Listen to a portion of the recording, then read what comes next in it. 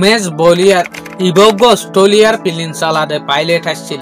ইবাই একখান space craft তৈয়ার করি বললা বাপে যে স্পেস ক্রাফট লয়ের অর্ডিনারি মানুষ পর্যন্ত আসমানত দুনিয়ায় যাই পারে ফান।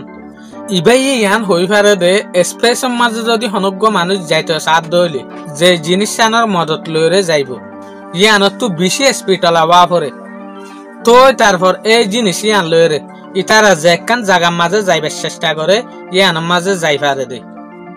মগর এই জবানের মাঝে যে হদিন হাওয়ার জাহাজ আসছিল ইনর কিন্তু এ দূর স্পিড নো আসছিল। এই সাইন্টিস্ট হয়ে কিন্তু পয়লা শুরুতু যে একখান রকেট বানাইয়ে এই রকেটের ফাটি আনরে কিন্তু গাড়ির মাঝে ইনস্টল করছে ইয়ানি গাড়ির মাঝে লাগাইয়ে দিয়ে এই রকেট ইয়ানোর মদত লইরে এই গাড়ি ইয়ান ঘন্টার ভিতরে 232 কিলোমিটার পর্যন্ত সফর করে দিয়ে।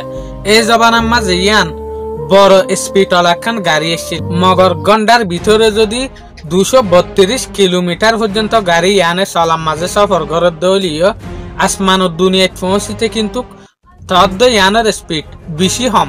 তো তারপর সাইন্টিস্ট ভাই রকেটের মাঝে যে হদিন তেল ইউজ হয় এ তেল ইনরে বদলিয়রে স্পিড লইরে হাম করিব দে ইল্লা হদিন তেল তৈয়ার করিবলা বলিয়রে কোশিশ করছে। তো ইয়ান তু 18 মে 1930 মাঝে ইল্লা তেল তৈয়ার করিবলা বলিয়রে এক্সপেরিমেন্ট করা শুরু করছে। তো আখির এক্সপেরিমেন্ট গড়ের দেশুলার মাঝে দুয়া রকেটর তু উগা রকেট বেশি মজবুতির সাথে ফাড়ি গিয়ে আখির এই অ্যাক্সিডেন্ট মাঝে এই সাইন্টিস্ট ইবার মত গিয়ে বাইনা সাগরীয় অনারত ভিডিও ভালো লাগে বলি আসসালামু আলাইকুম।